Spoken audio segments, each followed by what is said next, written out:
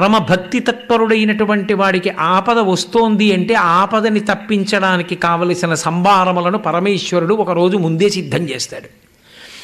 ఆయన ఈశ్వరుడి దగ్గరికి వెళ్ళి ఒక్క నమస్కారం చేశాడా, వెంటనే పరదేవతానుగ్రహంతో ఆయనకి కావలసినవన్నీ ఆయనకి అలా సమకూడుతాయి. నన్ను నమ్మండి, నాకు ఎందరో పెద్దలు తెలుసు, అక్కడా ఇక్కడా కాదు, వాళ్ళు వెళ్ళి ఏ భగవంతుడి దగ్గర ఇలా నమస్కారం చేస్తూ కూర్చున్నారో అక్కడే పూజ అయిపోయి తీర్థప్రసాదాలు తీసుకుని వెనక్కి తిరిగి చూసేటప్పటికీ డబ్బుల కట్టలు పట్టుకుని నిలబడి వచ్చి, అయ్యా మీకు ఇవ్వట్లేదండి, మీరు నమ్మి పూజ చేసే పరమేశ్వరుడికి ఇస్తున్నాం, ఆయన మీకు ఇస్తున్నాడు, మీరు దీన్ని స్వీకరించి కార్యం నెరవేర్చుకోండి అని చెప్పి వెడితే కార్యం నెరవేర్చుకున్న పెద్దలు ఎందరో నాకు తెలుసు. కంచికామకోటి పీఠాధిపతులు, నడిచే దేవుడిని పేర్గాంచినటువంటి ప్రాతస్మరణీయులు మహాపురుషుడు శ్రీ శ్రీ శ్రీ చంద్రశేఖరేంద్ర సరస్వతి మహాస్వామి వారు. ఆయన ఇంకా అసలు తూచా తప్పేవారు కాదు, అంత ఖచ్చితంగా పాటించేవారు సన్యాసాశ్రమ నియమం. గృహస్థాశ్రమ నియమాన్ని కూడా అంత గొప్పగాను పాటించి చూపించినటువంటి మహాపురుషుడు ఒకరు అదే కాలంలో ఆంధ్రదేశంలో ఉన్నారు. తాడేపల్లి రాఘవనారాయణ శాస్త్రి గారని. తాడేపల్లి రాఘవనారాయణ శాస్త్రి గారంటే ఎంతటి మహాపురుషుడో తెలుసా అండి? వారి శరీరం విడిచిపెట్టిన తర్వాత వారి శరీరాన్ని అగ్నియందు వ్రేల్చారు.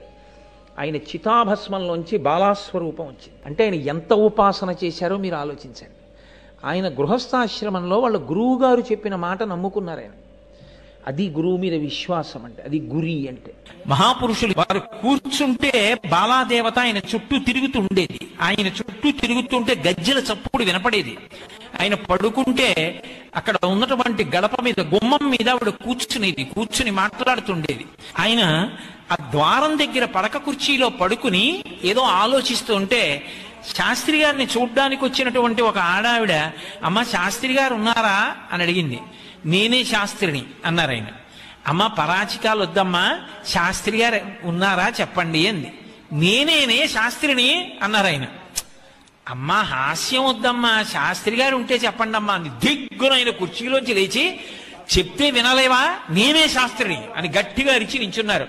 అప్పుడు ఆవిడ కళ్ళు నులుముకుంటే శాస్త్రి గారు కనపడ్డారు. అప్పటి వరకు ఆయనకి బదులు బాలాదేవి కనపడింది.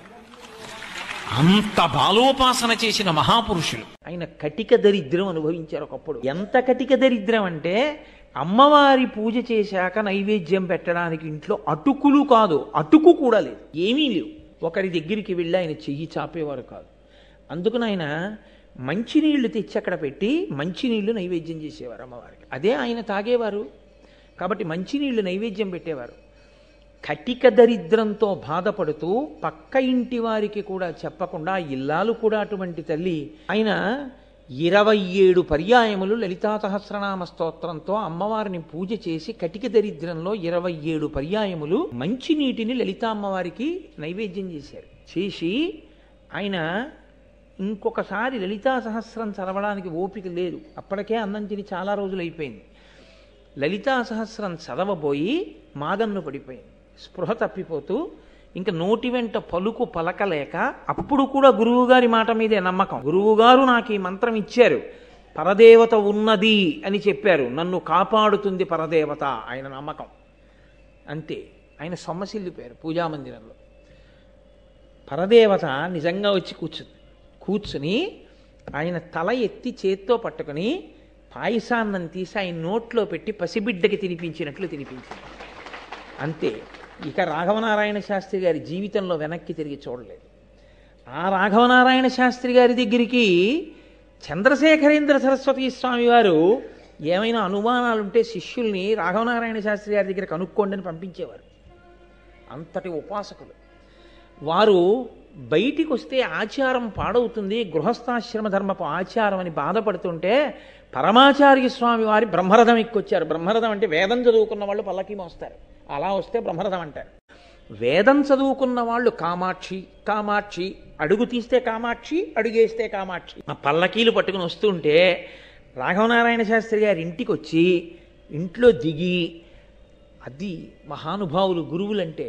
పరమాచార్య స్వామి వారు అన్నారు, ఏమి నీ ఆచారానికి ఇబ్బంది వస్తోందని బెంగపెట్టుకుంటున్నావా, ఇవాళ మీ ఆచారానికి మేము కొత్తగా రక్ష కడుతున్నాం, మీకు ఇబ్బంది కలగదని శాలువా తీసి కప్పారు. పరమాచార్య స్వామి వారి శాలువా కప్పడం అంటే అంగరక్ష కట్టేది. ఆ శాలువా కప్పారు. కప్పి ఇంకా మీకు బెంగలేదు, మీరు బయటికి వచ్చినా మీకేమీ ఇబ్బంది కలగదన్నారు. అంతటి మహోపాసకుడు, మహానుభావుడు. అటువంటి తాడేపల్లి రాఘవనారాయణ శాస్త్రి గారు గంగానదిలో స్నానం చేయడానికి వెళ్ళారు. వెళ్ళి స్నానం చేస్తూ తల ముంచి సంకల్పం చెప్పి తల ముంచారు. నాకేమిస్తావు అని వినపడింది ఆడకంఠం. ఆయన మళ్ళీ ములిగారు. నాకేమిస్తావు శాస్త్రి అని వినపడింది. మూడో మాట ములిగారు. శాస్త్రి నాకేమిస్తావు అని వినపడింది. ఓ, గంగమ్మ ఏమైనా ఇమ్మని అడుగుతోంది. అమ్మ కదూ, పరమ భాగవతోత్తములైన వాళ్ళు స్నానం చేస్తే గంగమ్మ ఇప్పటికీ పలుకుతుంది, నన్ను నమ్మండి. ఆయన స్నానం చేస్తే అడిగింది. ఏమివ్వాలని ఆలోచించి ఆయన చేతికి దర్భ ముడి ఉంది, ఉంగరం తీసేసి అమ్మ తీసుకోని ఇచ్చేశారు. ఇచ్చేసి ఇంటికి వెళ్ళిపోయారు. తన విడిదికి వెళ్ళిపోయి ఒళ్ళు తుడుచుకుని పొడిబట్ట కట్టుకుని అనుష్ఠానం చేసుకుందామని కూర్చున్నారు. ఎదురుగుండా మళ్ళీ పూజా మందిరంలో ఆయన పూజ చేసుకుందాం అనుకున్న చోట దర్భల ఉంగరం ఉంది. వారి చుట్టూ ఎప్పుడూ వారి ఇంట్లో తిరుగుతుండేది అమ్మవారు. అమ్మవారి దగ్గరికి వెళ్ళి ఇలా ఒక్క నమస్కారం చేసేవారు. అమ్మ శారదానవరాత్రులు మొదలు పెడుతున్నాను అంతే. రాత్రికి రాత్రి బళ్ళ మీద వచ్చి దిగిపోయేవి బెల్లం దిమ్మలు, పంచదార, ఆ బియ్యం బస్తాలు అన్నీ. ఎవరు పంపారో కూడా తెలియదు. ఆఖరణ పూర్ణాహుతి అయిపోయాక ఇంకేమున్నాయిరా అని అడిగేవారు. అయ్యా ఇంకా 4 బస్తాలు బియ్యం ఉంది, ఏదో 50 కేజీలు చింతపండు ఉంది, ఇంత శనగపిండి ఉంది, ఇంత బెల్లం ఉంది, ఇంత నూనె ఉంది, ఇంత నెయ్యి ఉందని. ఒరేయ్ అదంతా పులిహార ఉండేయండి, ఇవన్నీ లడ్డూలు కట్టేయండి. అయ్యా మన ఊళ్ళో అంత జనం లేరుగా, అంత పులిహార ఉండి ఏం చేస్తాం? మన ఊళ్ళో ఉన్న వాళ్ళందరినీ వంటలు చేసుకోవద్దని చెప్పి ఇంటింటికి పట్టుకెళ్ళి పులిహార ఇచ్చేయండి. ఇంకా మిగిలిపోయిన పులిహార రోడ్డు మీదకి వెళ్ళి నిలబడి వెళ్ళిపోతున్న బస్సులు ఆపి ప్రసాదం అని దొప్పలలో పెట్టి అందరికీ ఇచ్చేసేయండి, అందరూ తింటారు. అయ్యా మరి రేపటికి మీకు శారదానవరాత్రులు చేయడానికి ఏ తల్లి నాకు ఇచ్చిందో ఆ తల్లే నన్ను చూసుకుంటుందిరా అనేవారు. ఆయన జీవితం అంతా తల్లి అలాగే నడిపించింది. ఆఖరికి ఆయన శరీరాన్ని తీసుకెళ్లి చితి మీద పెట్టి వెలిగిస్తే ఆయన శరీరంలోంచి బాలాత్రిపుర సుందరి స్వరూపం పైకి లేచింది. అంత ఆవాహన అయింది ఆయనకి. మహాత్ములైనటువంటి వారి యొక్క లక్ష్మి భక్తి లక్ష్మి. వాళ్ళు భక్తితో అమ్మవారిని నమ్ముకుంటారు. ఆ పరదేవతయే లక్ష్మిగా వారికి కావలసిన డబ్బిస్తుంది. ఆ పరదేవతయే వాగీశ్వరి అయి సభలో ఎప్పుడు ఏది మాట్లాడాలో దాన్ని నాలుక మీద నిలబడి నర్తించి పలికిస్తుంది. ఆ తల్లే హ్రీంకారిణి అయి, ఆ తల్లియే ధైర్యాన్నిచ్చి సమర్థవంతంగా ఒక్కొక్క సందర్భాన్ని ఎదుర్కోగలిగినటువంటి స్థైర్యాన్ని ఇస్తుంది. ఆ తల్లి చిట్ట చివర చెయ్యి పట్టి జీవుణ్ణి విడిపించి పరమేశ్వరుల్లో కలుపుతుంది. ఆయన ఓ రోజు పడుకున్నారు. అమ్మవారు ఆ గుమ్మం మీద కూర్చుంటే ఆయన చూస్తున్నారు. కన్ను మాగన్ను పడుతోంది. తెల్లవారుజామున 3 గంటలకు అవి లేపేది ఆయన్ని. శాస్త్రి 3 అయింది, సంధ్యావందనం చేయాలి, లేపుతూ ఉండేది అమ్మవారు. ఆయన పడుకుని చూస్తున్నారు అమ్మవారిని. చూస్తూ ఇలా కన్ను మాగన్ను పడుతోంది. ఇటు దొల్లేరు. అమ్మవారు అటు వచ్చి కూర్చుంది గుమ్మం మీద. అటు చూస్తున్నారు. చూస్తూ ఇటు తిరిగారు. మళ్ళీ అమ్మవారు వచ్చి ఇటు కూర్చుంది. ఆయన నిద్రకు ఉపక్రమిస్తున్నవారు ఇలా నవ్వారు. నవ్వి మళ్ళీ కళ్ళు మూసుకున్నారు. ఆవిడ లేచి నించునంది. ఎందుకు నవ్వావంది. ఎందుకు నవ్వేమిటి? నవ్వు వచ్చింది, నవ్వానన్నారు. అలా రావడానికి వీల్లేదు. రోజు నవ్వట్లేదుగా, నిద్రపోతున్నావుగా నన్ను చూస్తూ. ఇవాళ ఎందుకు నవ్వావు? జోగుతూ ఎందుకో నవ్వావు నాకు చెప్పు, ఎందుకో నాకు తెలుసండి. ఆవిడ సర్వజ్ఞ. ఆవిడకి ఎందుకు తెలియదు? ఆయన అన్నాడు, మరి తీరా చెప్పాక నువ్వు నన్ను కోప్పడకూడదన్నారు. చెప్పు పర్వాలేదని. నువ్వు పెళ్లి చేసుకుని పిల్లల్ని కన్నావా, పిల్లల్ని కానీ పెళ్లి చేసుకున్నావా అన్నాడు. అంటే అమ్మవారు అంది, ఎందుకు వచ్చింది నీకు అనుమానం అంది. మరి మీ ఇద్దరూ గణపతి పూజ చేశారు కదా పార్వతీ కళ్యాణంలో, అప్పటికే నీకు కొడుకున్నాడు కదా, కాబట్టి మరి నువ్వు పిల్లల్ని కానీ పెళ్లి చేసుకున్నావు కదా, అందుకని పిల్లల్ని కానీ పెళ్లి చేసుకున్నావా, పెళ్లి చేసుకునే పిల్లల్ని కన్నావా అని అడిగాను అన్నారు. నువ్వు అడిగిన ప్రశ్న ఏం సామాన్యమైంది కాదు శాస్త్రి, లోకమంతా తప్పుపడుతుంది జవాబు చెప్పండి. సరే ఆయన అన్నారు, వ్యాసుడిని పిలిచి చెప్తానన్నారు. వ్యాసుడు ఎందుకు? నేనే వ్యాసుడు చెప్పండి ఆవిడ. చెప్తానులే, చెప్తే ఎలా తెలుస్తుంది, పుస్తకం రాస్తానన్నారు. మర్నాడు లేచి కూర్చుని పుస్తకం రాయించారు. అందులో ఆయన చెప్పారు అసలు రహస్యం. గణపతి అమ్మవారి పెళ్ళయ్యాక పుట్టినవాడా, పెళ్ళవక ముందున్నాడా అంటే మూలాధార క్షేత్రాస్థితం అంటారు కదా దీక్షితుల వారు. మూలాధార చక్రమునందు ఉంటాడు. ఎవరి మూలాధార చక్రంలో? పరమశివుని మూలాధార చక్రంలో ఉంటాడు. పరమశివుడు ఎప్పుడున్నాడని నువ్వు అంటున్నావో అప్పుడే ఆయనకి మూలాధారం ఉంది, అప్పుడే గణపతి ఉన్నాడు. కాబట్టి ఎప్పుడూ ఆయనతోనే ఉంటాడు, ఎప్పుడూ ఆయనతోనే ఉంటాడు కాబట్టి హేరంబుడు. అది అసలు రహస్యం. పరమాచార్య స్వామి వారు కూర్చునుండగా తాడేపల్లి రాఘవనారాయణ శాస్త్రి గారు వాళ్ళ నాన్నగారు రామామృతము అని ఒక గ్రంథాన్ని రచించారు. ఆ గ్రంథం ఆయన దగ్గర చదువుదామని వెళ్ళారు. అయితే లోపలికి రమ్మన్నారు పరమాచార్య స్వామి. ఆయన వచ్చి చదువుతున్నారు ఆ పుస్తకం. చాలా బాగున్నాయో ఈ పద్యాలు, చదువు అంటున్నారు. ఈలోగా అంతేవాసి ఒకరు వచ్చి బెంగళూరు నుంచి ఎవరో వచ్చారండి, పీఠానికి ఇస్తారట, చాలా డబ్బట్టుకొచ్చారు, మీ దర్శనం చేసి డబ్బిచ్చి వెళ్ళిపోతారట అన్నారు. కాసేపు ఆగమనం అని చదువు అంటున్నారు. ఈయన చదువుతున్నారు. ఆయన మళ్ళీ వచ్చాడు. ఆయన వెళ్ళిపోవాలట, ఒక్కసారి వచ్చి డబ్బిచ్చి వెళ్ళిపోతారట అన్నారు.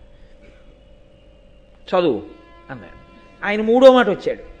అయ్యా ఆయనకి చాలా ముఖ్యమైన పని ఉందిట, ఒక్కసారి మీకు నమస్కారం పెట్టి డబ్బిచ్చి వెళ్ళిపోతారట, కాబట్టి ఒక్కసారి ముందు ఆయన్ని ప్రవేశపెట్టమని అడుగుతున్నాడు, ఒకసారి ఆయన లోపలికి తీసుకొచ్చేస్తే బాగుంటుందేమో అన్నాడు. ఈయన రాఘవనారాయణ శాస్త్రి గారు బాధపడుతున్నారు. అయ్యో ఇదేమిటి, నేను ఓ పక్క పద్యాలు ఇలా చదువుతూ కూర్చుంటే పాపం ఈయనకి ఇబ్బందిగా ఉందేమో అని. పరమాచార్య స్వామి వారు అన్నారు, అతను డబ్బట్టుకొచ్చాడని ముందు మాట్లాడాలా, లేక రామాయణం కన్నా అతను వచ్చి మాట్లాడడం నాకు గొప్ప అనుకుంటున్నాడా? నన్ను దర్శనం చెయ్యాలనుకుంటే తర్వాత రమ్మను, లేదా ఉండమను, నాకు ఈ రామాయణమే గొప్పది అన్నాడు. ఎందుకు గొప్పదో లోకానికి తెలియాలి కదండి. రాఘవనారాయణ శాస్త్రి గారు తండ్రి గారు రాసిన రామాయణం ఎందుకు గొప్పదో తెలియాలిగా. పరమాచార్య ఓ ప్రశ్న వేశారు, ఏమయ్యా సీతమ్మని అగ్నిహోత్రంలోకి ప్రవేశపెట్టాడు కదా రాముడు, తెలుసు కదా అగ్నిపునీత సీత అని, ఇంత తెలిసున్న తర్వాత కూడా ఎవరో ఎక్కడో పౌరుడు ఒక్కడేదో నింద వేశాడని సీతమ్మని పరిత్యజించడం అంత న్యాయమా? సరే రాజారాముడు చిన్న అనుమానం వచ్చినా ఆయన ఆ పదవిలో కూర్చోడానికి ఇష్టపడడు, పరిత్యజించాడు. వాల్మీకి మహర్షి ఏదో చెప్పారు, కవులందరూ అనువదించారు. 80 రామాయణాలు చదివానయా అన్నారు పరమాచార్య. అన్నీ చదివా, అన్నింటిలో ఎవరి హృదయం వారిది రాశారు, మంచిదే. మీ నాన్నగారు దాన్ని ఎలా సమర్థించారని అడిగారు. అయితే రాఘవనారాయణ శాస్త్రి గారు ఆ ఘట్టం తీసి యుద్ధకాండలోంచి చెప్పారు. ఎంత గొప్ప భావన చేశారో తెలుసా అండి ఆయన. పరమాచార్య విన్నారంటే అది కారణం. ఆయన అన్నారు, సీతమ్మ తల్లిని రాముడు ఎప్పుడు పెళ్లి చేసుకున్నాడు? రాజు కాకముందు చేసుకున్నాడు. ఇంకా అప్పటికి కొడుకు దశరథుడికి, దశరథుడు రాజు, రాజకుమారుడిగా పెళ్లి చేసుకున్నాడు. సీతమ్మతో వివాహం అయిపోయింది. అగ్నిహోత్రంలో ప్రవేశపెట్టాడు. ఆమెని ఎవ్వరూ నింద వేయకూడదు అని లోకానికి నిరూపించాడు, స్వీకరించాడు. ఆయనకి ప్రేమ లేక కాదు ప్రవేశపెట్టింది, లోకం నింద వేయకూడదని. వచ్చాడు, పట్టాభిషేకం చేసేసుకున్నాడు. పట్టాభిషేకం చేసుకున్న తర్వాత కూడా సీతమ్మేగా భార్య, ఏకపత్ని వ్రతుడిగా.